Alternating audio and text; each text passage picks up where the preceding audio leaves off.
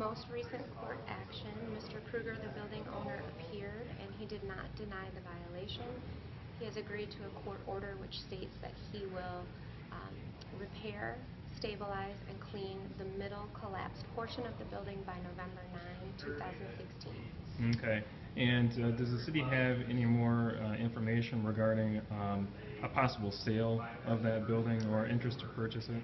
I have not been in any contact at any point during this with the entity from Cedar Rapids.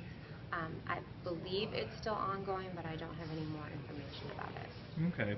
And then, I guess, just out of curiosity, why not have the hearing? Why not, force Mr. Kruger to show cause as to why he's been unable to this point to address the deficiencies at that property? The hearing only occurs if someone contests the charge against them. So since he did not contest the charge, there's no need for the hearing. Okay. I guess, bottom line, what, I guess, would you say to residents who are concerned about that building and its future, with it being, kind of a Dubuque landmark that has so much history behind it? I mean, what, I guess, assurances are there that, it won't crumble and fall down between now and November 9th? There has been security fencing put around the building. The collapsed area has been shored up that way. There have been 2 structural assessments of the building. Unfortunately, the building is not city-owned, so there's not a whole lot we can do in terms of going in and doing things to the building. We're proceeding with court. I think we're all hopeful for a positive ending for the building, and I think a lot of us hope that could be preservation somehow too. So the city's in an interesting spot because we have no ownership interest in it. We're sort of a middle person. So we will continue along the path with court enforcement, hoping to prod some action that way.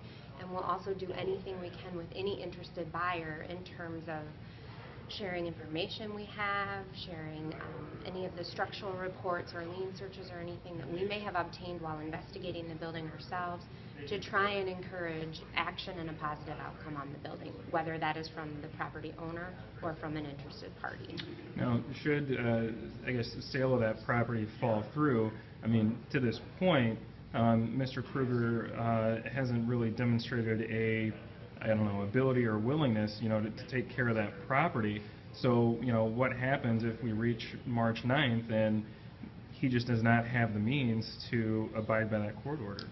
We are constantly throughout this process reassessing, trying to find new approaches, trying to find other options. If the sale would go through, we would reassess, reach out to the new owners, sit down with them, talk about what needs to be done. If the sale won't go through, then internally we would reassess and try and come up with some game plan.